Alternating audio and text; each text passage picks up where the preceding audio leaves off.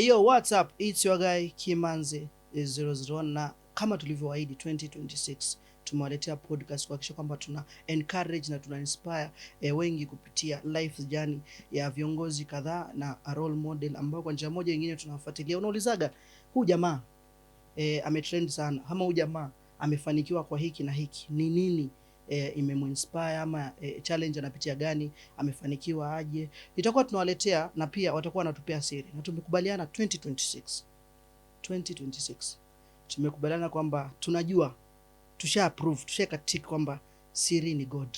Tuambue hizo siri zingine, tuambue hizo siri zingine za wash ni namna hii namna ile, na sisi tuweze kufanikiwa. Na jioni ya leo, ladies and gentlemen, tuko ndani ya podcast with a content creator ambaye anafanya vizuri sana ndani ya mjengo. Ladies and gentlemen, this is Kimanzi 001 and I'm here with Musyoka Kiambi. Hai, mbona umeweka sana Musyoka Kiambi. Tuongelee hili jina Musyoka Kiambi. Hili jina why Musyoka? Before even we start Musyoka Kiambi, why are you not commenting on my suit, bro? Oh, die. Why are you not commenting on my suit? Die. Jesus Christ. All the way from Turkey, ladies and gentlemen. Turkey. Wow. Some brand. The brand is Zumu brand pale. Some brand from Turkey. All the way Baba, from Turkey. hiyo look umepiga nkali. Nkali, hebu tuongelee drip. Tai ya wapi? Oh my God. Tai ya wapi? Bro, Germany. Tai ya wapi? Germany. Tuende kwa koti. Imewekwa kile kichuma pale. Koti ni Turkey. Noma, so noma ile. Track pia ni Turkey, kiatu Italy. Cameraman umezumu kiatu? Noma sana. Yeah, so I think nilimention on Facebook nikasema kwamba all this uniform hii nguo yangu yote ikiwa full hivi, I spent around $3,000 on it. $3,000. Roughly half a million. Yeah, half a million. Half a million. Plus Kwa suti? Import, all that stuff, yeah. Kwa suti $500,000. Ladies and gentlemen, content creator Musyoka Kiambi in the building. Yeah. With drip peke yake $500,000. Thank you. $500,000 Musyoka Kiambi. And next time, siri ni gani? Siri ni God. Sasa baada you know very well. Baada ya ni God, siri ni gani? Siri ni Mungu tu. Utatuambia once you believe in God, bro, mambo yako ni nywe. Hakuna milima, hakuna mabonde, ni nywe. Yeah. Tuambie kwa nini ulichagua jina Musyoka Kiambi? Jina Musyoka Kiambi, actually, you know that sina a media name. Sina a media name like ile kama unapata mtu anaitwa Mercy lakini amejipea Ragi. Umeelewa? Kama maybe Diamond anaitwa Nasib Abdul lakini anajiita Diamond Platinum. So me I think I preferred calling myself Musyoka because I wanted to sound real. Oh, real, reality kwamba. Ni sound real. Ndio nikisema Musyoka Kiambi. And the reason as to why nilitumia Kiambi because I'm from a single mother and I'm very proud of my mom. A lot of mothers were abandoned their kids, but she has never abandoned us. Even at the lowest, I didn't abandon. That's why I'm very proud to call myself Musyoka Kiambi. That's an English name, by the way. Una English name? Ni Musyoka Kiambi. Musyoka Kiambi. Ni tu Amina story. Hata embassy. Ukienda wapi ni Musyoka Kiambi. Very good. Tuongelee Musyoka Kiambi. Musyoka Kiambi amezaliwa wapi? Musyoka Kiambi amezaliwa place inaitwa Itivanzo. Itivanzo. Na hapa tu Itivanzo. Na baada ya Itivanzo ulianza shule Itivanzo. Amezaliwa Itivanzo akasomea hapo place inaitwa T Primary. Oh, T Primary. Nikatoka T Primary, I think nilikuwa from class 1 back class 5. Nimesomea T Primary. And then from T Primary I got lucky nikaenda kusomea in a different county. Oh, county ya nje ya Kitui. County ya nje ya Kitui inaitwa Kilifi County. Yeah. Ukaenda kusomea Kilifi County when I was 7 years. So from year 1 to 7 nimesomea Itivanzo. Okay? And then from class 7 kwenda huko mbele, from year 7 kwenda mbele nikasomea Kilifi County place inaitwa Watamu. Yeah. Kwa hiyo umesomea Watamu. So nimesomea Watamu. So Watamu fraternity, this is your boy. Baada ya Watamu I did Watamu nikamaliza class 7 Watamu. And then sasa unajua there's this belief that ukitaka kupata shule mzuri unafaa ufanyie KCPE, shule ya serikali. Kwa hiyo ukitaka hiyo belief inakuanga kwamba ukiperform vizuri na marks 300 kwenye academy ina sound mtu ambaye amesomea kwa gava inakuwa sawa. Gava ni kama ni sharp, ni kama umekuwa sharp. Acha na 300 250. Kwa hiyo shule ya gava, my friend. So you are a captive of that belief. I was not a captive, sorry, Mhm. but the people that were educating me They were were a captive of it. it. Because they believed that Musyoka, Mm. if you go to a public school, a government school, na upate hii marks unapata sahi, utaitwa Alliance Boys. Kwa hiyo ukatolewa kwenye Kwa hivyo academy. nikatolewa academy, nikapelekwa government school. Nikarudishwa huku tena Ukambani, Itulu primary. Nikafanyia KCPE hapo. Nikapata very good marks. 324. Damn, ladies and gentlemen, Sharp Boy in the building. Sharp Boy in the building. Ukitumia Sharp Boy bwana, unajua kuna Sharp Boy.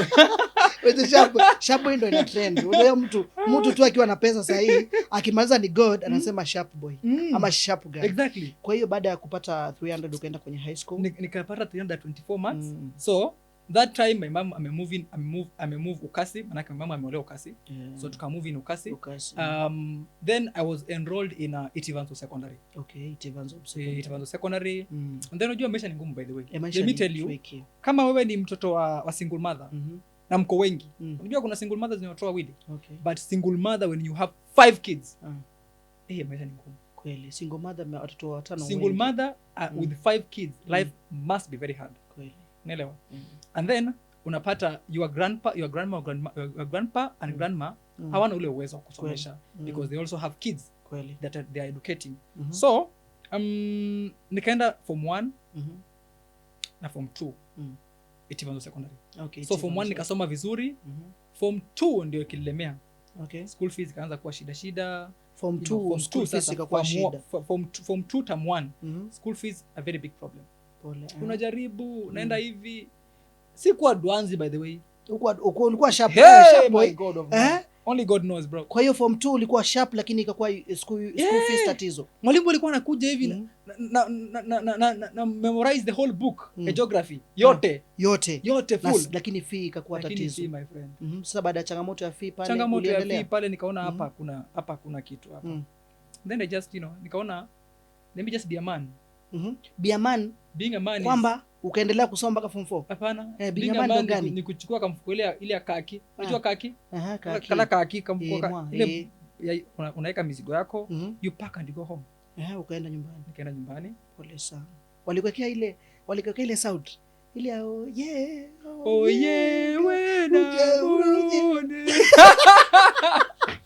Pole sana kwa hiyo hali. Kwa hiyo baada ya kwa hiyo in short uka drop out. In short nika drop out from 2. Baya. Sasa baada ya ku drop out, you know there's nothing bad kama ku drop out. Ukiwa mdogo. Mimi sina mwili mkubwa. Kweli. Mwili wangu umekuwa tu mdogo.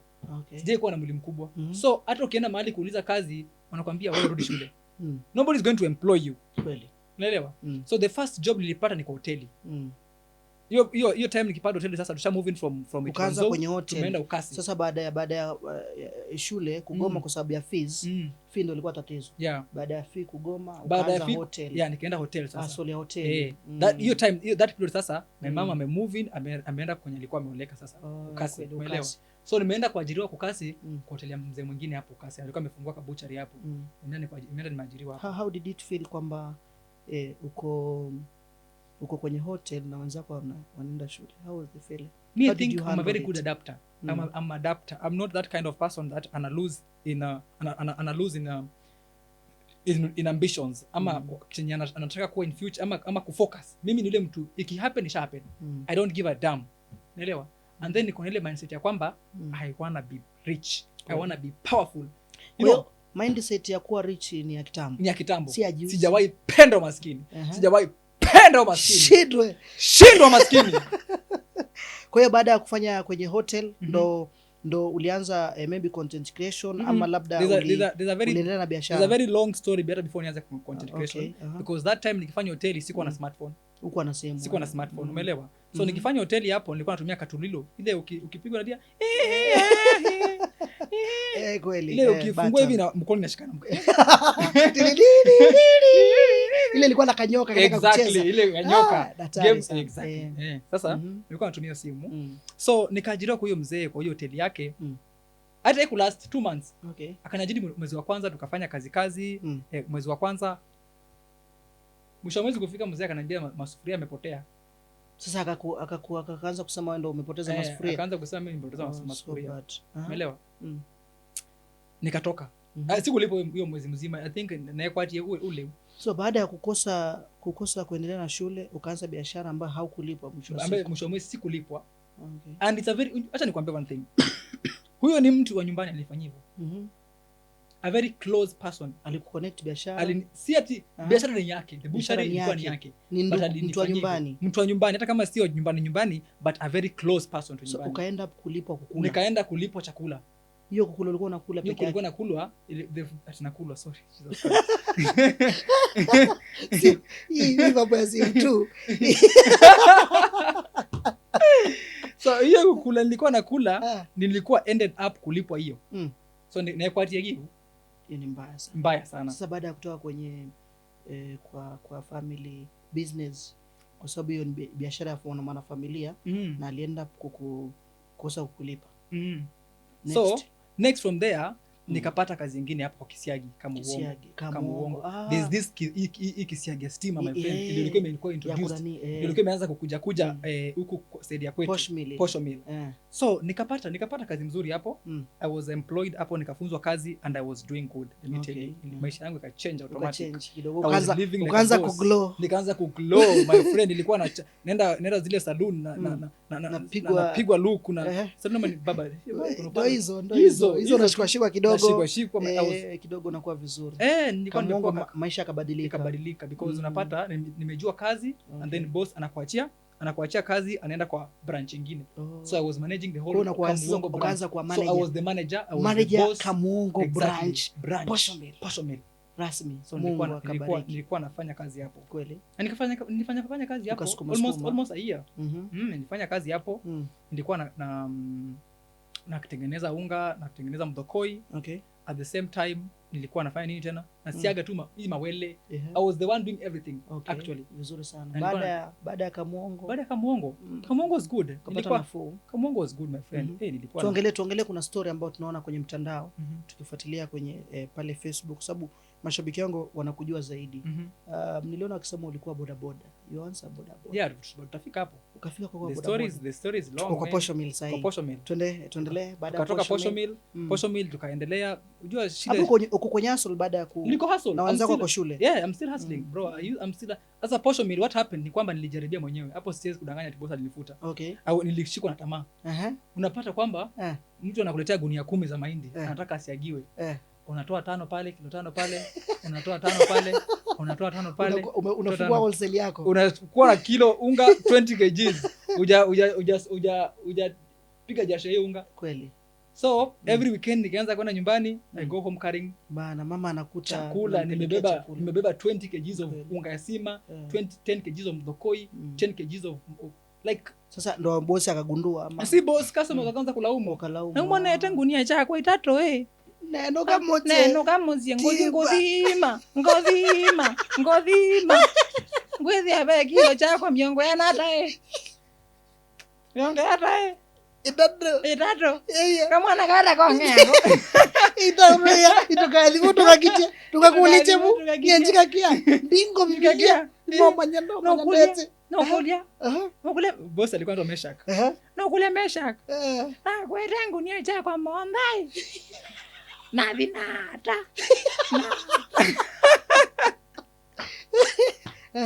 na vinata nata na ngomina ne vyavaita kila ngunia no kilo itano ndio mwao ikongonywa.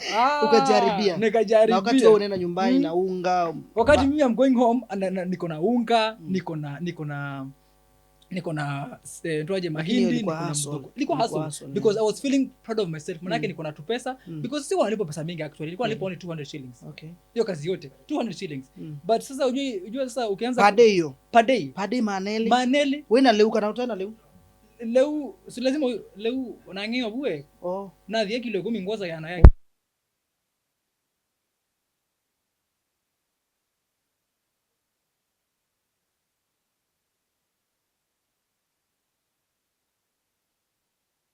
Na yanaangia. Boss akajua kwamba naiba unga.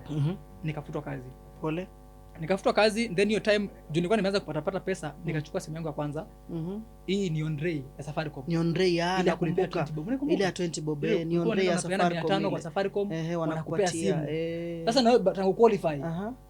Ina take time. Unafinya star 544 unapata qualify. Unachukua simu ya babu yako. Unafinya star 54 unapata kuja qualify, unachukua ya jirani.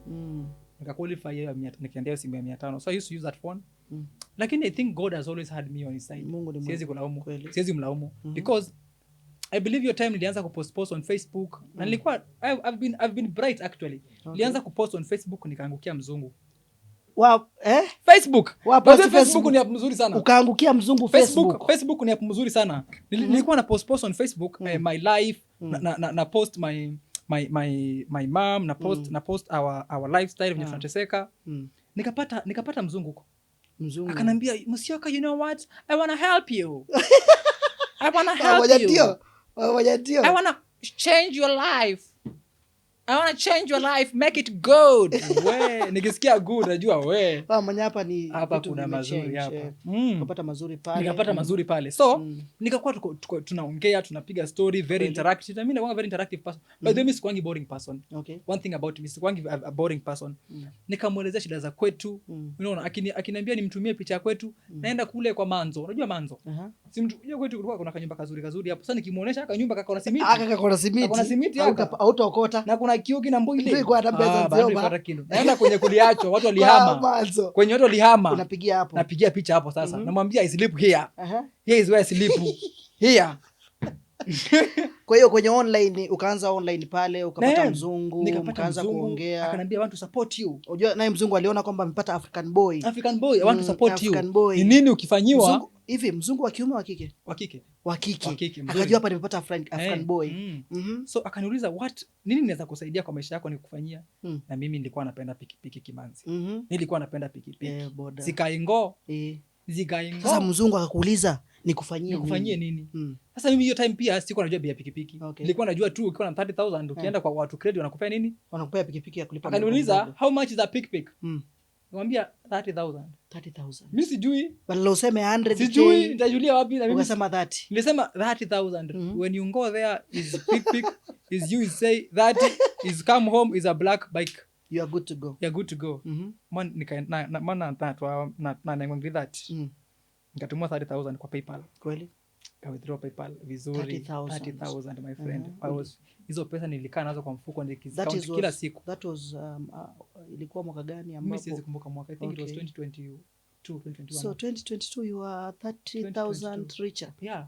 My first ever big money to receive. 30,000. Okay.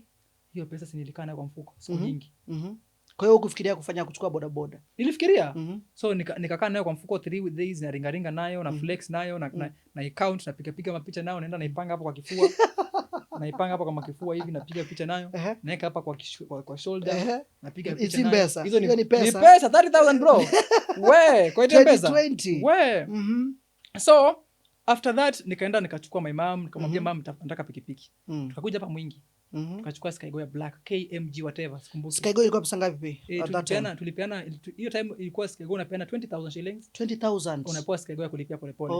Hizo watu credit. Very good. Nikapewa pikipiki na watu credit. Nikakuwa nasikia raha sana. Kupata pikipiki.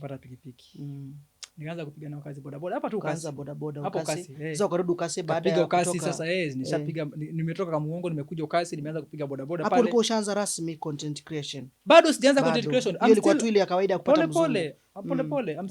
I'm still children. Kapiga bodaboda hapo kasi nikapiga nikaona bodaboda hapa. Hii haina pesa. Haina hela. Akili kaniambia nini Musyoka umelelewa Malindi. Hii bodaboda ukafika nayo Malindi unaweza fanya kazi. Unaweza kusukuma. Unaweza fanya kazi. Unajua ikakuwa sasa nyota ukasi nyota haipo. Ukasi hakuna nyota. Kitu ikakwambia Malindi kuna nyota. Ukaondoka. Watu wamepata restriction pale. Ukafunga eka okay. Nifanyia okay hapo kwa live. Ukafunga nani? Ukafunga safari. Nikafunga safari. Ukaelekea kule nikaelekea Malindi. So after that I think it's okay. Naona ilikuwa imetupea restriction for live stream. I think it's because of the drinks. So after that nikaenda Malindi. Kwenda Malindi nikapiga bodaboda 3-4 months. Pikipiki kwa CDP vizuri. Manake kule sasa kuna starehe. Hebu nieleze safari ya Malindi. Safari ya Malindi na bodaboda ilikuwaje? Ilikuwa good because nilitoka hapa saa ngapi? Nilitoka hapa 5 saa 10 usiku. Kwa hiyo ulienda na bodaboda ama? Nilidrive bodaboda from Ukasi to Malindi. Ladies and gentlemen, content creator wenyu back in the hustle life alienda na bodaboda from Ukasi? From Ukasi. Unajua hata siseme Mwingi because Ukasi. Now I won't say Mwingi. Ukasi is like Garissa. From Ukasi mpaka Malindi. From Ukasi to na Malindi. Na bodaboda. Kwenda kutafuta riziki. Kwenda kutafuta nyota. Exactly. Safari ilikuwaje? Safari ilikuwa mzuri. I can't complain. Stopovers? Hakuna stopovers. Nilisimama tu Bura. Sikuzunguka njia. Nilipitia Bura. Any mechanic issue? Nilipitia. Hapana, pikipiki ni mpya bro. Is KMG. KMG is not hiyo si mambo ya kusumbua mtu. Baada ya kufika Malindi? But nikatoka hapa nikasimama Bura nikafanya 1-2-1-2 then nikaingia Malindi nikaingia kazi Malindi. Kwa kuwa ulikuwa na bodaboda, ulikuwa unaenda kufanya hustle, labda ukipata client unamsukuma pale ama ulienda tu focused kwamba naenda kazi natoka hapa naenda kutafuta nyota Malindi. So nikaenda nikafanya kazi Malindi bodaboda. Ulikuwa na radio labda uliweka ile nyimbo ya nenda safari? By the way nilikuwa na speaker nyingine ya red hapo. Na kulikuwa na nyimbo ya Kijaluo inaitwaje? Ikuru mange odenga gungu mbere. Ukisikia hivyo nakwambia ukivaa earphones na weke helmet juu. Anomania miende.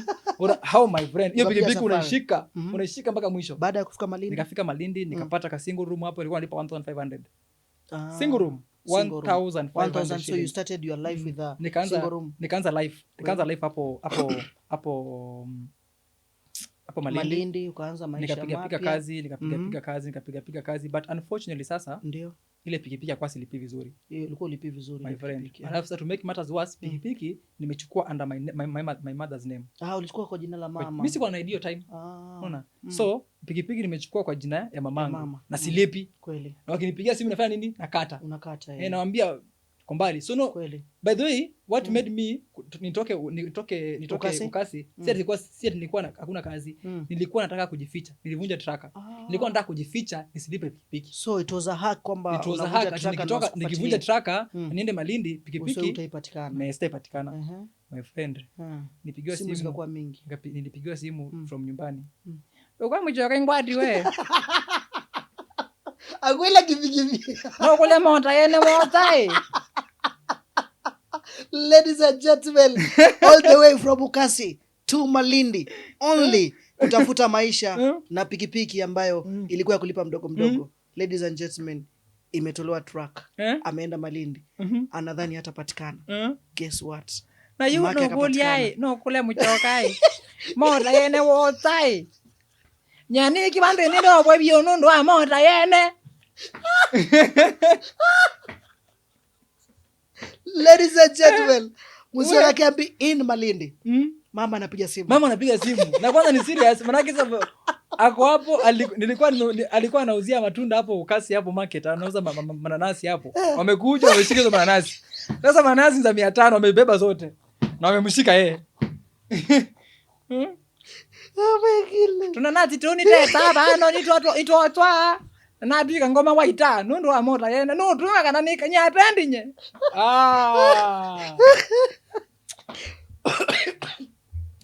Ladies and gentlemen, it's crazy on the podcast. Sasa that is what happened. It was crazy, trust me. It was crazy. It was crazy, bro. Trust me.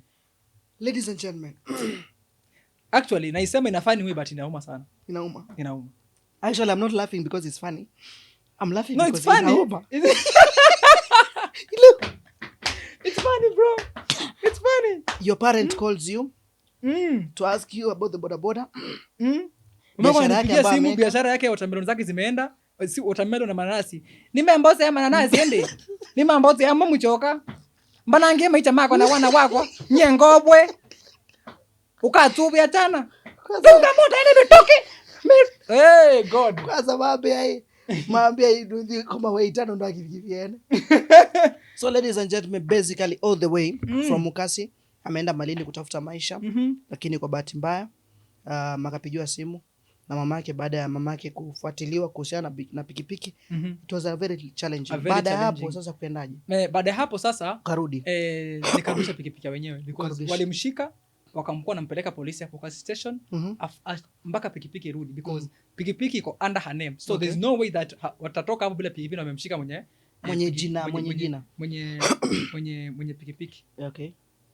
Okay, very funny. Guys, hasa baada ya kurudisha pikipiki ukaanza maisha mengine mpya ama labda kuliendaje? After pikipiki sasa nikaanza maisha mengine mpya huko Malindi pia nikapata kazi kwa hoteli nikaanza kupiga hoteli Malindi. Sasa pikipiki imeenda, mama ameachiliwa. Mama ameachiliwa. Ulisafiri tena na pikipiki?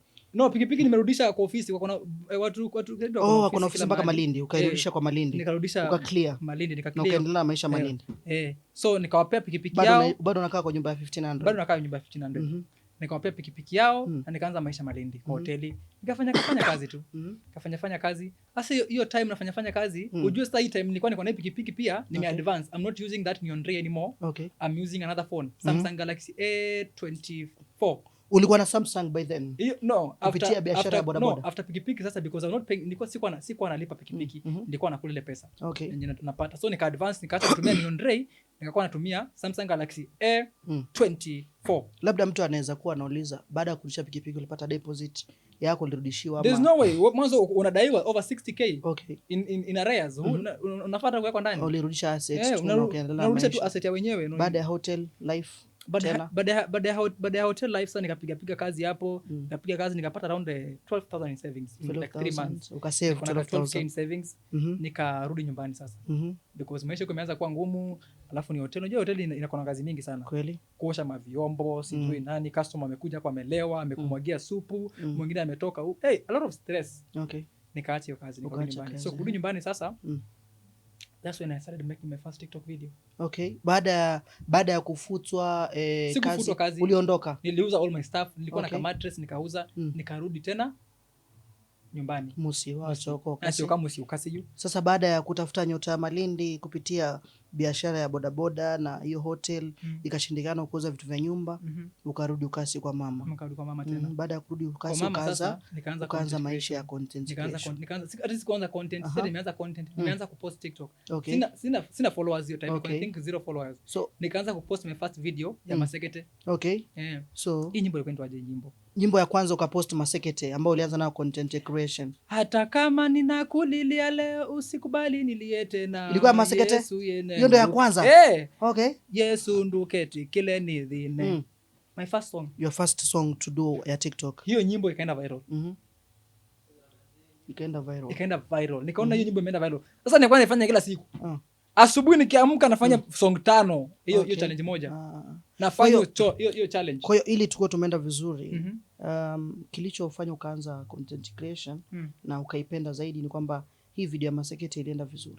Hii video ya Masekete ilinipea engagement sijawahi ona. Because ndio nimeanza nimepost kama video 5 hivi kwa comedy, lakini hatuendi kwa Pastor Nganga. Master Nganga yeye. Nimeanza kufanya hizi za takataka za Pastor Nganga haziendi. So nikafanya ya Masekete moja nikaona imeenda. So nikaona maybe content creation is real. Maana imeenda. So that time we were living in extreme poverty. Extreme poverty. Tunateseka bro. Ukasi. Extreme poverty. Shida. Alafu sasa hivyo ndo trending umeanza kwenye trending. Unaamka asubuhi, unatembea 14, 15, 16 kilometers kutafuta maji. That was so bad. Shida ni mbaya sana. Pole sana. Na ukakuwa una manage aje, una cope up aje na situation ya kwamba there's no coping, bro, you adapt. Ukaadapt maisha. Hakuna kucope kwa sababu there's nothing you are coping. Hiyo ni maisha. Kwa hiyo msao kambi umeanza content creation wakati maisha ni magumu kiasi hicho. 40 kilometers to get water. Kutoka hapo kwenda Kataoni ukitumwa tu sukari. Ukitoka kwa nyumba umetumwa sukari, utoke hapo saa 1, utarudi nyumbani saa 3. Kuna ndo sukari robo. So na town yenyewe iko mbali. Yaani shida. Pole sana. So nikaanza kupost on TikTok, nikapost on TikTok. Then my first video blew up. First video ambayo labda kwa njia moja nyingine ndio ilifanya ukashift concentration yako kwenye content creation, au ni gani hasa ambayo video ambayo ilikusaidia kuona kwamba ukashift idea yako kwenye content creation? Video mbele nisije ni ya Masekete. Ya Masekete. Masekete actually I won't say Masekete. inspires me. Hakuwa ameni-inspire. But what Masekete did is that I loved the way he sang with passion. Okay. And then he sang meaningful songs. Okay. Ziko ile kamba vibes in it, unaelewa? So nikaanza kuona zile nyimbo ni nzuri na zina favor my account. Okay. So I started doing videos of Masekete every single day nikiamka asubuhi. Na involve mamangu because nilikuwa naona tukikuwa famous. Mzazi tukikuwa famous mwanga kumbe nani mo. Kweli yani. Mama mwagilanga umela mwaka mama andika nike mwambie kwenye kamera pale. Mama mwagilanga umela mama. Mwandike kana. Mjokaniwa. Mama andike kana. Mama mjokana. Ngombe kiaibu. Ngombe kiaibu. Dala kivivie. Wewe vale tu wala wata. Kivivie no wata. Wala razi bago. Nadi. Unaende kwa kunde unangea mtu. Yote hiyo ni kwenye hustle.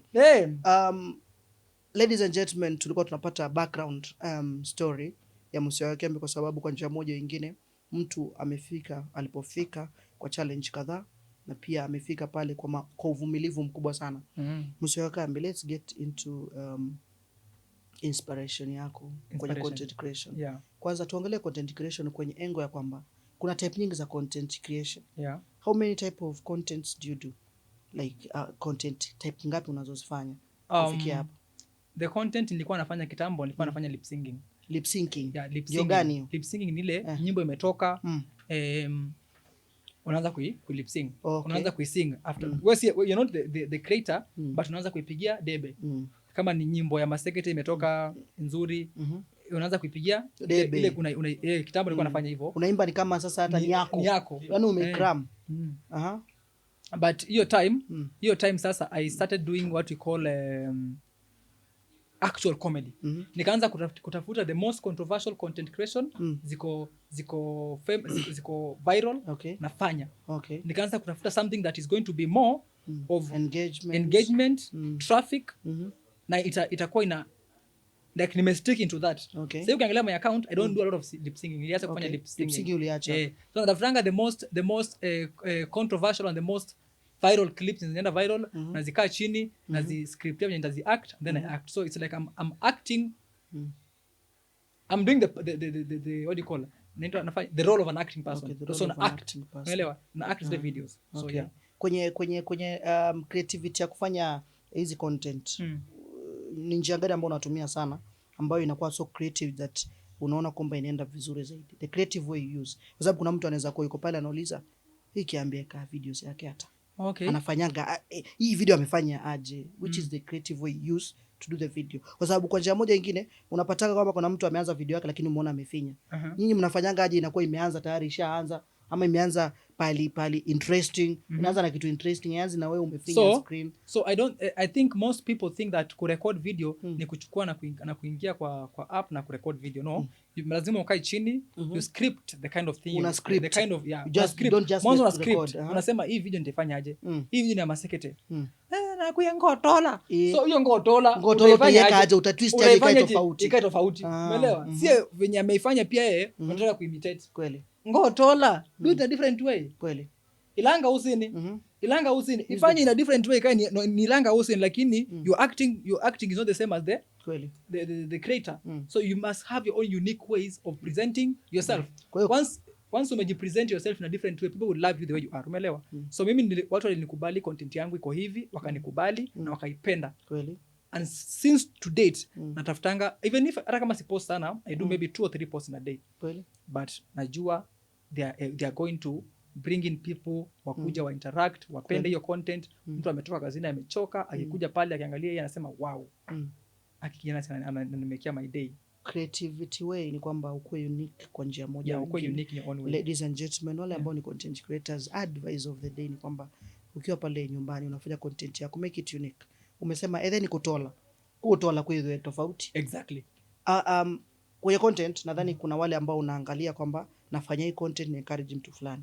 What is your target audience? Inataka hii information ambayo unatoa ama creative ambayo unatoa, entertainment unatoa, una target nani kwenye ile audience? I believe na target my youth sana. Because mimi sisemi mimi ni tajiri. I don't want to present myself kama tajiri. I'm not.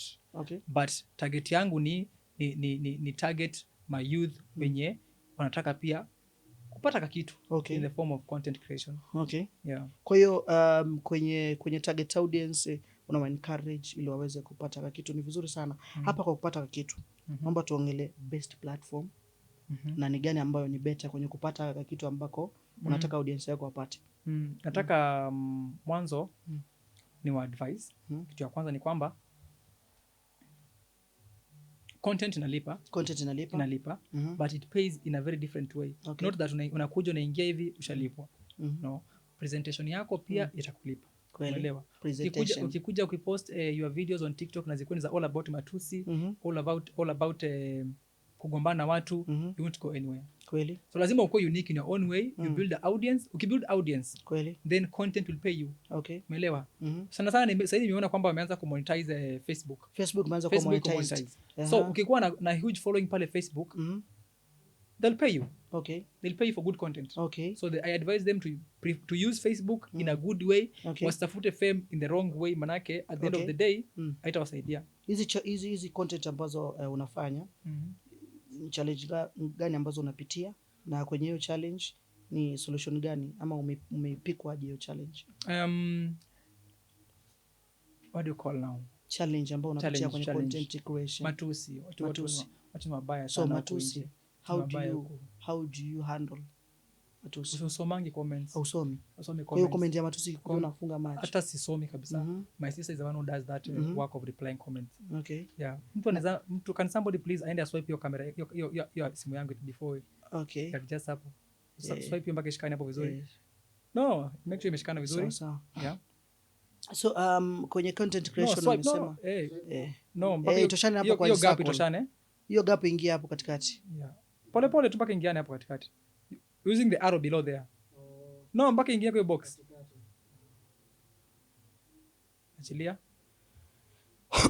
So guys, kama tunavyoendelea na live pia tunaendelea tukiendelea kurekodi, tunaendelea na live ya TikTok. Watu ambao kwenye TikTok wanaendelea kutupatia maswali ambayo tutayajibu baada ya maswali ya podcast. Pia tuweze kujibu ambao wanafuatilia kwenye TikTok, bila kusahau kama unatazama kwenye TikTok ama kama unatazama kutoka nyumbani kupitia podcast hii, hakikisha una subscribe kwenye YouTube channel, ama kama umesikia tu pahali unasikia sauti hii, subscribe kupitia YouTube channel, unaandika Kimanzi 001 podcast, una subscribe. Bila kusahau kwenye live ya Musio yake ambi tumeka till number pale, unanunua tu soda, unanunua tu maji, na itatusaidia sana.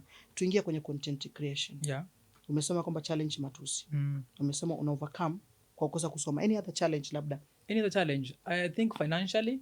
Kama uko financially stable kwa content creation, inakuwa ni very hard for you because when you don't have the good gadgets, unajua hizi gadgets za kushoot si cheap. You know very well. The gadgets are very expensive. I am not bragging about it, but I use an iPhone. Unatumia iPhone? I use an iPhone 13. Kwa hiyo iPhone 13 Pro Max ngapi? Around 120,000. Kwa hiyo sasa hivi ili ufanye zile content vizuri, utrendi, unahitaji gadget ya kama 100,000. 100,000. No, sijasema lazima uko na gadget ya 100,000. Unaweza kuwa na iPhone second hand, ama uko na simu tu mzuri Samsung ya maybe around 20,000. Around 40. Maana a good phone with a good camera is around 40 to 50 and above. So gadget ni muhimu sana. Labda nikuulize swali moja very simple, kwamba kwenye usanii wa muziki naona kuna collaboration. Je, kwenye content creation kuna collaboration? Ziko. Na labda ushaifanya collaboration na msanii yote? Not yet. Na unapanga labda kufanya collaboration na msanii yote ili labda kumboost yeye ama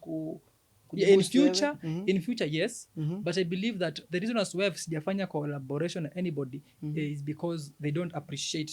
I did not wake up one day nikapata niko na followers 120 ama 200,000. I took my energy, my time to grow that following. So the people try to think that siakuja tu tufanye for free. You know, that's why sijafanyanga, bado sijafanya collabs. But ikifikia wakati kwamba I see somebody anataka tusaidiane in form of collabs, then we shall do it. But for the time being, not yet. Maybe kwenye inspiration, kwa mtu ambaye anakuinspire, content creator ambaye anakuinspire labda, do you have a content creator that inspires you? Nobody. Najituma tu mimi mwenyewe, and I be myself. Nadhani content creator inakuja na talent. Una talent ngapi ambazo unazitumia kwenye content creation? I think my talent, I will say that I have a very good tuseme tu passion. Pen talent. I would like to be an actor in future. And I like the way that people appreciate it. Mimi ni actor actually, and I believe I'm also a comedian. Also, although I cannot do stand-up comedy, but I'm also a good comedian. You can see my videos. Kweli, I can be a very good comedian on the screen. Lakini kwa ground, kwenye stage performance kama kina Sami Kioko inakuwa very hard for me because bado sijakuwa involved na hizo vitu. But when it comes to kwa simu niko peke yangu nyumba, because hizi videos na record peke yangu nyumba. Tukianza kurekodi sasa sitafanya. Kweli. Mbele ya watu ni ngumu. Ni ngumu. Lakini niko peke yangu nyumba, I can do all those awkward things. Mtacheka na huko mko mbali. Katika hizo talents zote uko nao, do you have any talent that is useless ambayo una feel kwamba I'm actually a footballer? You are a footballer? Yeah. Wewe ni mchezaji? Mimi ni mchezaji bro, let me tell you. You are a footballer. Na mbona uchezi football? No, niliona not interested in the talent. You know, nilikuwa nachezea timu nyingine inaitwa Big Boys FC. Nilikuwa striker wangu mzuri sana. Actually kama si mimi hiyo club ingeanguka. Na ukaacha? Na nikaacha because ni kama appreciate talent yangu bana. Yeah, so nikaacha, but I'm a very good footballer. Tukiongelea kwamba upendi football, wewe ni content creator, sio? Yeah. Ingekuwa sio kuwa content creator, what else could you be? I think kama si content creator, my life will be miserable. Kwa hiyo hauna option nyingine? Sina option nyingine. Option ilikuwa hii tu. Ni Mungu shikilia hii, Mungu siache. Mungu shikilia hii. Guys, ladies and gentlemen, we are here with Musyoka Kiambi. Anasemaje? Kwenye content creation, ingekuwa yeye sio content creator, ingekuwa yeye sasa sio content creator, hangekuwa kitu kingine, asingekuwa kitu kingine. As a content creator, one message to your fans: trust me, I will deliver, and if you want to be like me, be unique. Wewe unani watch, if you want to be like me, be unique. Tafuta kitu yako, fanya kitu yako peke yako. Usifuate Musyoka. My friend of mine, mwenye tulikuwa tuko friends, but sahi ni kama tumeanza kupishana kiasi. Why? Because nilimuinspire, sijakataa. Nilimuinspire akuwe kama mimi. But I don't inspire you, you start doing what I'm doing. Sinisiingie for a nipate chenye nimefanya umeenda kuigiza hiyo. Umekopi kila kitu mpaka design ya kufanya and everything amekopi wewe. I'm inspiring you. So wewe kwa kuwa wewe una inspire mtu, you are aspirare. By the way, you kitu angalia dictionary iko. An inspiring person is an inspirer. Okay. Sema inspirer. Guys, spara. Wewe shida kusoma. Wewe inspire guys, ladies and gentlemen. Tuongelee content monetization na jinsi inavyolipa. Content monetization. You know, actually kuna makosa iko hapa. Many people believe that Musyoka kona 3.2 likes, 4 point something. 4 point something likes kwa ndio pesa kuna bank. That's a very huge lie. Kwa hiyo like ambazo uko nazo sio pesa ambazo uko nayo. So Facebook does not pay for likes and views. Inalipa. Facebook ya Kenya, it will never pay you for likes and views.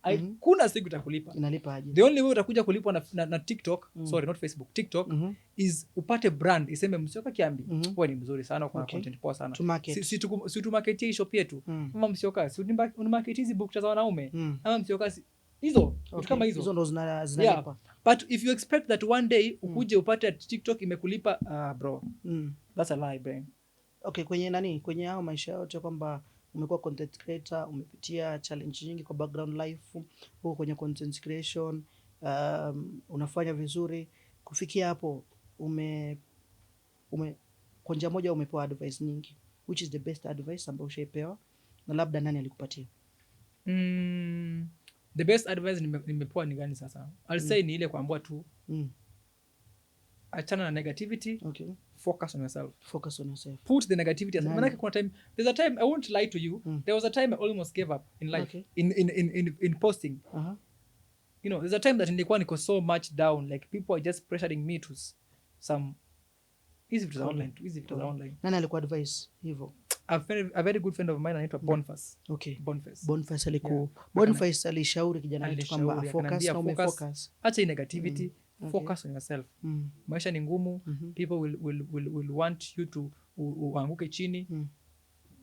Now Musyoka Kiambi, kwa dakika moja naomba your advice, mtu ambaye anakutazama, mtu ambaye anakuona kama role model, mtu ambaye anakuona kama kiongozi, mtu ambaye anakuona kama content creator ambaye amefanya vizuri. 1 minute advise mtu kupitia kamera gani? Kupitia ile kamera. My good friends, my good loyal fans, one thing nawapenda sana and I appreciate you. The other thing is that being a content creator is not easy. Being a content creator ni ukae chini na ujitume. Usikae kwa nyumba, by the way. Huwezi niambia ati utatokea ukikaa kwa nyumba. Toka nje, interact with people, build your own community and focus on yourself. Na content, ukiingia kwa hii content, kwa hizi vitu za online, kwa hizi media stuff, you don't expect it to be easy. It's going to be very rough, very hard, very bumpy. But please, I advise you, don't give up. Be yourself, focus. And one day you'll come and say, Mr. Kiambi aliniambianga hivi. Na it was very beneficial for me. Kweli. Because mimi, from zero to where I am now, it's because of this work I'm doing. I'm not employed. I just focus on my content works. So wewe kaa chini and see and build yourself. Sema mimi nataka kuwa kama mtu fulani and use your own means. Usifuate zangu zinaweza kuchanganya hapa katikati. Fuata zako and trust me, you will make it. Yeah. Ladies and gentlemen, advice kutoka kwa content creator ambaye anafanya vizuri Mwingi, Kitui, Nairobi, countrywide. Tukiwa kwa content creation, kwa njia moja nyingine, umeona kuna challenge umeziongelea. Yeah. Na pia kwa njia moja au nyingine kuna watu pale nyumbani una feel like ni ngumu pia kwao kupitia hata hizo challenge umesema. Kwa njia moja nyingine una feel ni kitu gani ambacho unaweza kibadilisha to make a very good environment kwa upcoming content creator. In case ungekuwa kwa position ya kuchange kitu, kwa sababu labda uwezi change, lakini kuna mtu ambaye atatusikiza pale ambaye anaweza kibadilishwa. Ni kitu gani ambayo una feel kwamba kikibadilishwa content creator ambaye anakuja na wenye wako watakuwa na environment nzuri kwenye content creation? I think wakikaa chini wakuwa educated. I believe that wakikaa chini wakuwa educated kwamba building an audience is not chasing the likes. Unajua kuna kitu kama chasing the likes. Ukichase the likes utatafuta anything or trend. Don't chase the trend. Tafuta just raw. Okay. Raw people. Something raw. Kitu yako unique. Sasa usitafute kitu yenye itakuletea tu shida. Manake you can trend for one day. Kwenye raw kwa sababu kuna watu wanaijua raw kivingine. Ukiongelea watafute kitu raw. So I mean, okay. What are we talking? Are we talking about we do it raw? No, not raw. That's raw. Okay. See raw. Not raw. Nasema tafuta kitu yako, followers wako loyal when you build na jasho yako. Umeelewa? Because there are some people who will find something just to trend for the time being. Unapata? Mwingine ameenda amejipost kama hana nguo. Unaona? Mwingine ameenda kutukana mtu very prominent. Unaona? Unachukua simu yako unatukana a prominent leader like maybe our honorable Gideon Muriungi. Unakuja takataka wao. Unakuja unachukua simu unaanza kumtusi. Just for you to trend. Umeelewa? Because he's a prominent leader and he's a working man. Umeelewa? So it's very bad. Kweli. You know nasema kama unataka kubuild your own audience, tafadhali kaa chini, build your own audience. Easy good deals will come. Kweli. Build audience yenye haina matusi, good deals will come for you and people will love you. Kweli. Exactly. Ladies and gentlemen, kwenye mjengo ndani ya podcast jioni ya leo tumekuwa hapa na msanii ambaye anafanya vizuri, Musyoka Kiambi. Kwa njia moja nyingine ametu-encourage, ametueleza story ya maisha yake kutoka ameanza baada ya shule, baada ya drop out, akaanza biashara na akaanza content creation kufikia mpaka hapa. Musyoka Kiambi, leo tumeona umepost kwamba kuna foundation inaanza, na foundation hii inasemekana kupitia information ambayo tumepata ni kwamba itakuwa inasaidia familia ambazo ni za kimaskini na itakuwa funded by Musyoka Kiambi Foundation. Kwa tungependa tuongelee foundation hii. So imeanza kusaidia hawajane.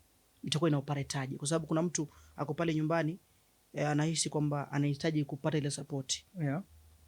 How operational will it be? So first the Musyoka Kiambi Foundation nimeanzisha I've been thinking of it for the longest time. Kweli. Because mimi Kimanzi nimelelewa kwa shida. Kweli. Mimi nimelelewa kwa shida. Kweli. And I understand what it means kulelewa kwa shida. Kweli. Unajua kuna shida na kuna shida. Kuna shida na kuna shida. Kuna shida. Kuna shida na kuna shida. Umeelewa? Okay. Na pia kujua kuna shida. Shida. Umeelewa? Kwa hiyo umelelewa kwenye? Nimelelewa kwenye shida. Very bad. Umeelewa? So what I'm trying to do ni kwamba I cannot say that Musyoka Kiambi Foundation is going to be able to support kijana mpaka from 1 to msomeshe, no. Kweli. But the basic needs, chakula, kweli, sanitary pads,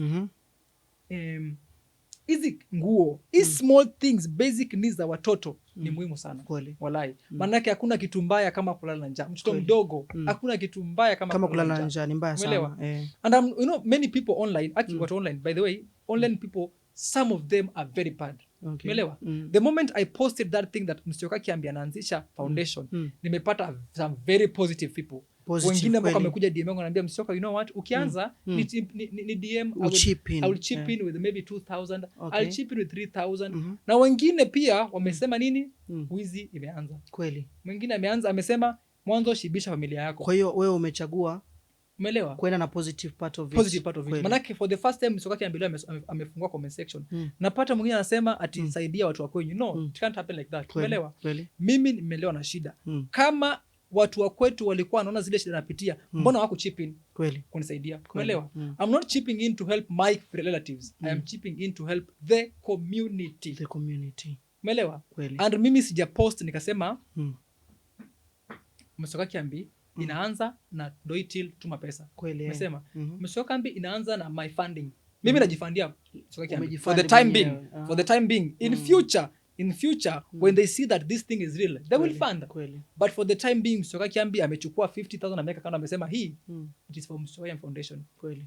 Na sitena nipatie mtu 10,000, nitaenda nifanye ka shopping ya family ya 5,000 nipelekee familia. Akikuleni hata kama ni 1 week. Kweli. Siwezi wafeed miezi mitatu, but wiki moja akishikieni. Mungu atafungulia next week, atafungulia kitu. Itakuwa imesaidia sana. Umeelewa? I have seen a lot of families wanalala njaa. I have tangu ni post nimefungua DMs Kibanzi, to be honest, ni karibu nilie. People are going through a lot. Unatumua picha unaangalia mtu unasema God. Kweli. Ni mbaya. Unatumua picha unasema God. Kweli. I wish I was able to reach all of them at once. Niwasaidie. Starting ya Musyoka Kiambi Foundation inaanza lini? Inaanza kesho. There's a family we are visiting tomorrow. Tuwapelekea food na some few basic needs. Mimi niko na target ya kwamba shopping ya 5,000 to every single family I'll visit. And I will try that. My aim actually is to feed between 500 to 1,000 families by the end of this year. 500 to najua ni changamoto kubwa, lakini mimi nitajitolea to collaborate, tusaidie. Thank you very much. Familia. Umeongelea kwamba ukasema umeanza hii foundation lakini haujaweka till, unajisupport wewe mwenyewe. Bado unahisi kwamba itaendelea kwa hivyo, ama labda tutapata till ili tuendelee kupata support ya watu wengine ambao well wishers? Okay, well wishers, niko na a few well wishers when they are not public. They are very private people and I respect that. And you know, many people see me as a young person.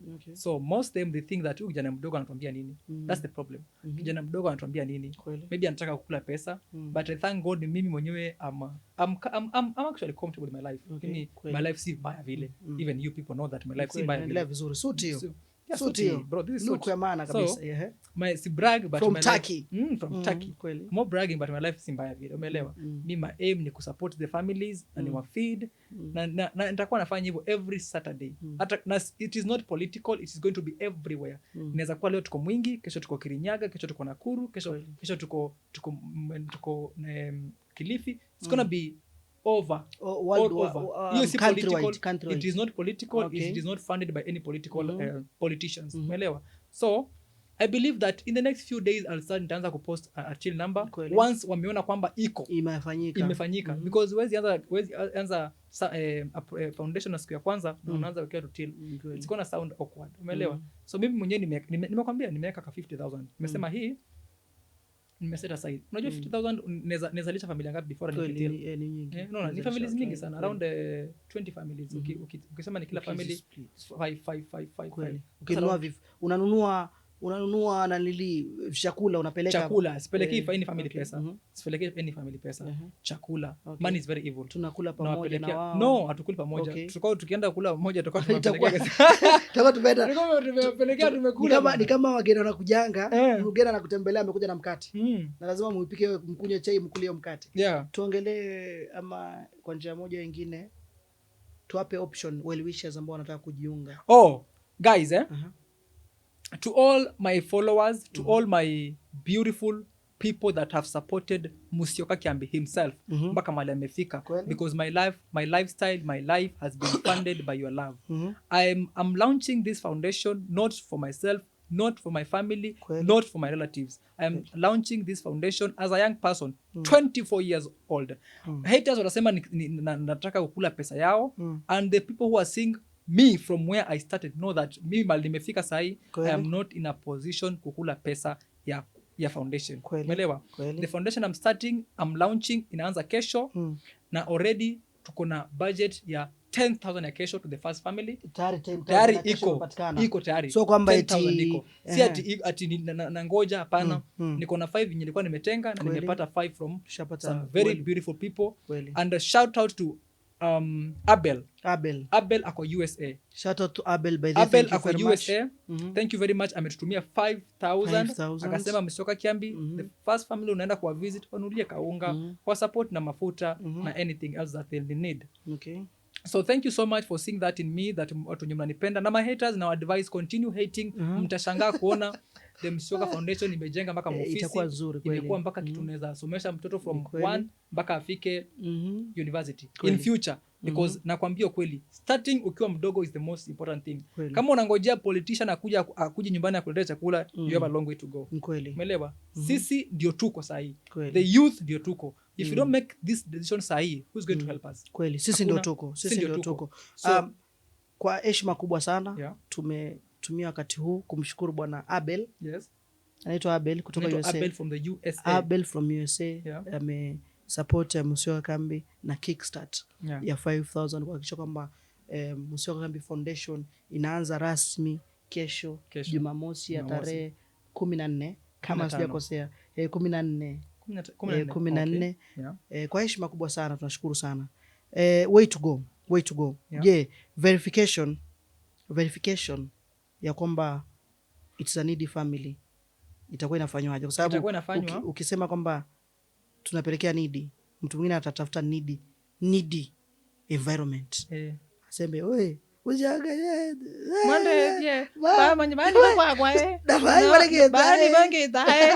no, what you're going to be doing verification. Naenda kwa family the first thing in the morning, nikiamka saa 1 I go to that family that I'm going to help. Naangalia the background, naangalia the location, naangalia venye walivyo. Is it true wanataka usaidizi wangu? If nikiangalia unajua unaweza ingia mahali upate kubaki Kiambui, kuna mbuzi, kuna nyumba, kuna simiti, like how you need and you have mkona mbuzi mkule. Umeelewa? Unaenda kwa familia unapata jameni, kanyumba kalibomoka, wamelala mahali panakaa, unawasaidia kweli. So mimi mwenyewe personally, mimi sina I'm not going to use any PA. Mimi mwenyewe nakuja ground kwa boot, nakuja na naangalia family, naangalia kweli nataka usaidizi, na isaidia mwenyewe kweli. Nakuja na inspect, I say okay good, naenda tunatoka na wewe na few people we go to do the shopping, tunawaletea kweli. And I will be publishing every single story, because the more we publish, the more we get engagement kweli. And the more we get people who are going to chip in kweli. And support us kweli. Na the more you show the legitimacy of the foundation kweli. Labda tukimalizia kwa sababu tumechukua muda mwingi kuongea na nadhani despite kwamba sisi tunafanya podcast, sisi ni marafiki wazuri. Nadhani kwa njia moja nyingine tutaweza kuorganize podcast nyingine na tuweze kuongelesha watu kwa dakika moja, labda waongeleshe mafans wenye wako nyumbani na kutazama kwa dakika moja tu, waongeleshe. Talk to them. Talk to them as a content creator. Watu wangu wa nguvu, watu yako adhengezia ilango zene twende adhengezia ilango zene twende na bali kwai na babo twai na kwangwaje. Unafanya aje hii macho inakuaje? Hii macho sasa, hii macho. Na kwa tie langa. Sasa hapa mambo imechemuka sasa guys. Mambo imechemuka. Kesho asubuhi niko hapa. Kesho ni hapa. Kesho waangalie Kimanzi 001 TikTok kesho. Twende sasa tuanze. Nimeshika. Wacha nisongeze hii ndio ikuwe free. Sogeza tu ndio ikuwe free. Like that. Unajua bado mimi ni mshamba. So macho inakaaje? Macho inafaa kukaa hivi. Okay. 1 2 3 adengezia ilango zene na dengezia ilango zene twende na babo twai na bali kwa na babo twai na kwa tie langa. Haya, wachana na hiyo sasa. Kuna nyingine. Unasikia kizunguzungu, unasikia hivyo? Hapana, wewe ndio una uzoefu. When last time you did it? When was the last time? What are we doing? Okay, tufanye. Kawa kumwingi. Hiyo naonanga ukifanya vile bro, like hiyo song naipenda. Unaipenda? Yes, nyimbo naipenda. Unafanya vizuri sana. Hebu tuifanye inafanywa. Tunaweza cheza, tungecheza nyimbo lakini sasa nyimbo ni sisi tu. Nyimbo ni sisi. Unani. So tunaanza hivi? Tuanza hivi. Nenda. Kawa kumwingi we mutwani waku. So you must be sharp. Intelligent. So you start. Okay. Sasa hapa nadhani tukiwa tunaongea uliongelea kwamba ukifanya content the creativity way unaangalia kwamba pamembo kao. Kwa hivyo kao ni vita. Usikuwa unafanya ndika mengi motoni wako. Ogila. Unafaa uoneshe ishara kwamba huyo kao ni mwingi. Make it more creative. Make it more attractive. Kwa hiyo hapa nimeweka ngumi sasa. Nimeweka ngumi sasa. Kao kumwingi we motoni wako. Kawa kumwingi we mutweni waku. Twende. Ukitakila mundu mbaka chuuchaku. Ukitakila mundu mbaka chuuchaku. Twende. Utula siandu mingi wiwetei. Ni maana munini. Twende. Mimi sasa naingia hivyo. Zizi. Twende. Mamelekea sasa tunaweka kwa shida. Tutaenda kwa koti. Itaitwa defamation. Unataka uambiwe pull down that channel. Okay. Sasa hapa tumefika tumemaliza podcast by the way. Hapa tumefika sasa tuko free zone. Abel Katue. Sasa hii story yake. Hii story yake ni very. Acha nikae vizuri. Nataka it's about to go down. It's about to go down. Sasa assume mimi sijasoma. What does it mean a disabled person? A disabled person. Ni mundu temao. Dada baku. Mondema monde. So Abel Katue.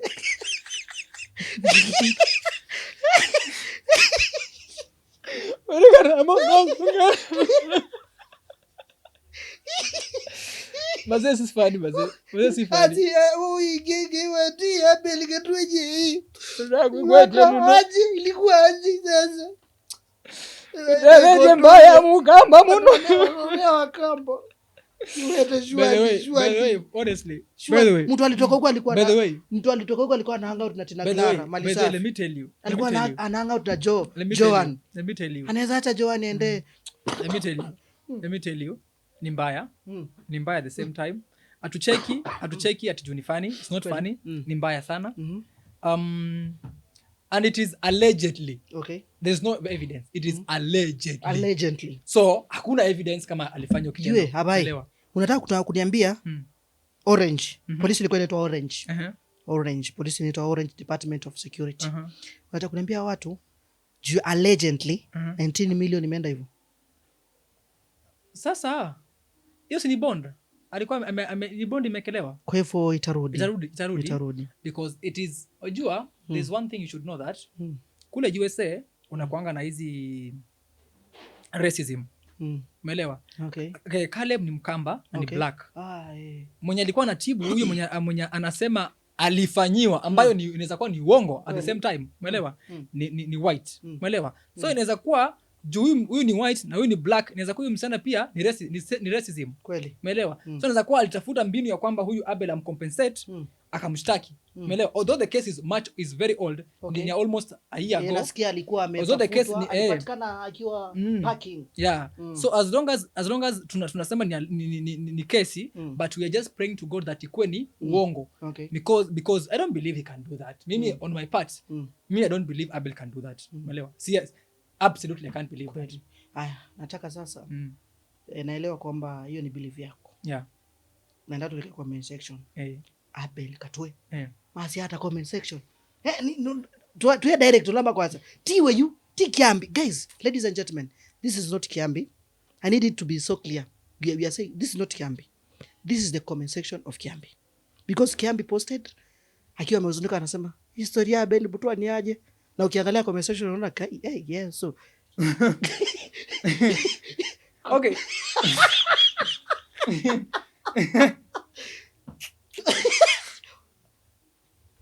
Kiambi ndai. Enda usio kwa mundu wetu wa Boni. Boniface. Alikwambia focus. Focus brother. I'm focusing. Focus.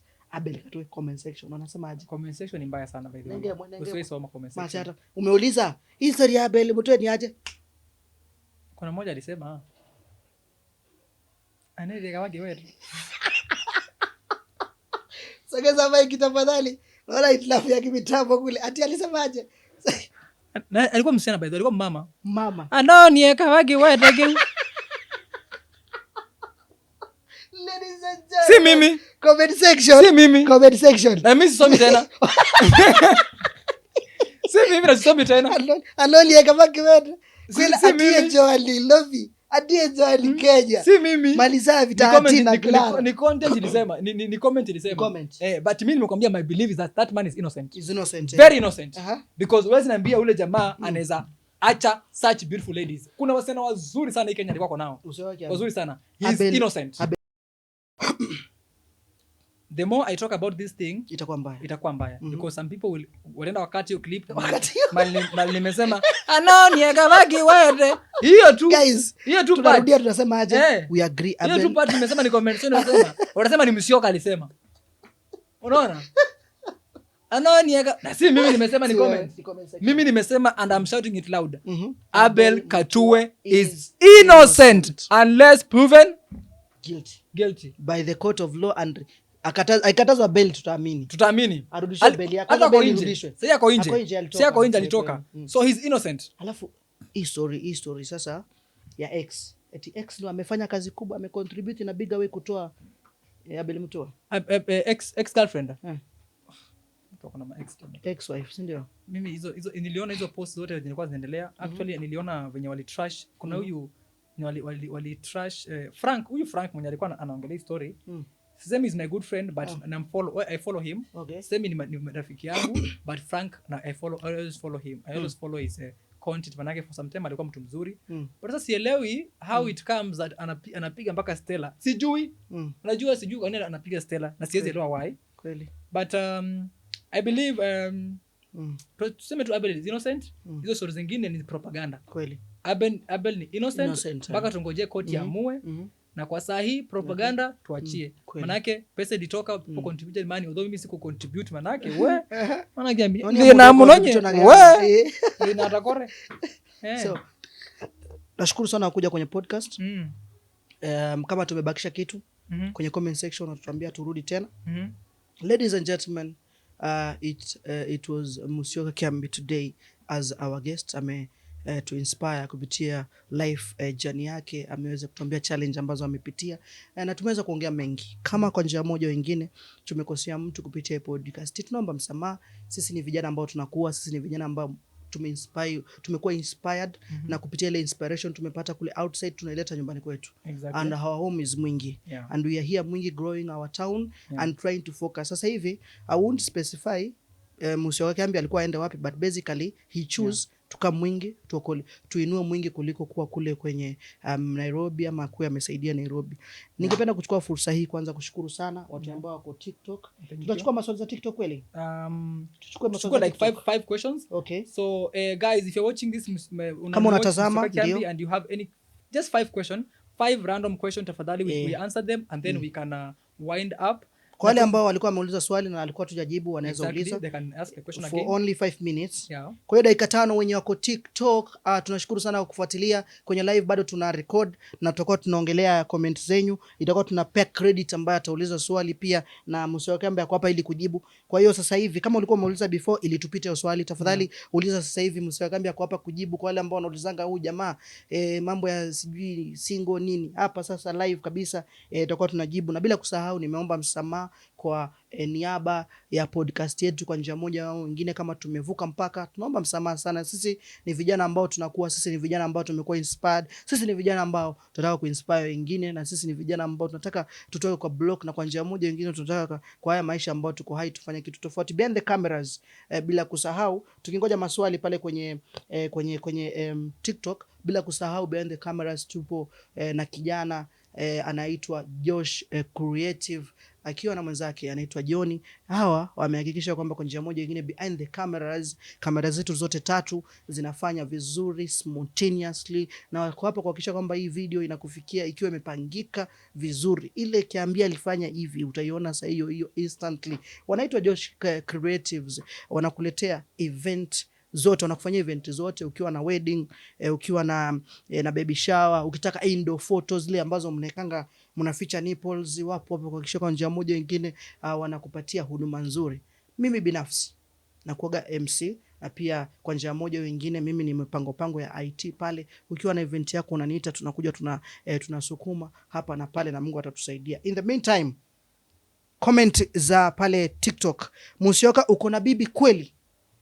Musyoka Kambi is huyu anaitwa Kastar na ni mali safi, ni mzuri, anaitwa Carol Kastar anauliza, Musyoka Kambi upo na bibi? Musyoka is single. Okay, kuna single na kuna single. Musyoka is single. Ladies and gentlemen, imejibiwa hiyo. Nadhani ilikuwa imeulizwa na Felia Enterprises. By the Feli 003 unayemwona hapo, Feli 003 ni one of the sponsors katika show yetu ya Mwingi Star Show ambao tunaiongelea tu sasa hivi baada ya kuchukua maswali haya. Musyoka anaoa lini? Musyoka anaoa 2050. I need an interview at the process. Blessed Isaac, WhatsApp or call me on 0706684285, ama pia angalia kwenye Kimanzi 001 TikTok, Facebook, ama pale Instagram utaona namba zangu, ama pia reach out kwa Musyoka Kambi kwenye message, alafu utaweza kupata namba yangu. Forex ni real ama ni scam?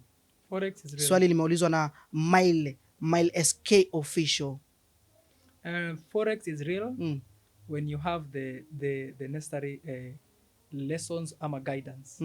Yeah. Kuna mtu kwenye comment pia anauliza huyu ako single, tukimwangalia kweli Awamini. Twende kwa madam wangu ambaye ni kiongozi hapa Mwingi. Okay. Na ili swali nataka ulijibu kwa makini. Okay. Aliuliza kama uko single na umejibu ukasema kwamba upo single. Yeah. Felia Enterprises ni madam ambaye anafanya vizuri katika kuhakikisha kwamba anatoa huduma za wholesale items ndani ya Mwingi. Na pia ni rafiki mkubwa ama ni rafiki mkubwa na anasemaga kama usapoti Muliongi usinikaribie. Kwanza kabla ujibu swali yake, una support Muliongi? MP mwenye anaweza compare ile kazi Muliongi amefanya ni Ndindi Nyoro. Ndindi Nyoro? Ndindi Nyoro.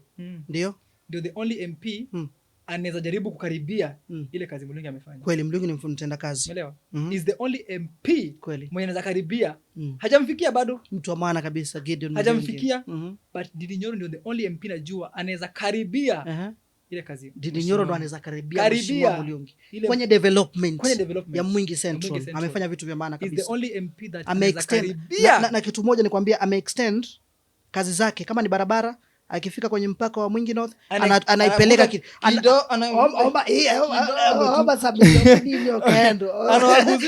anawaguzisha kweli sana.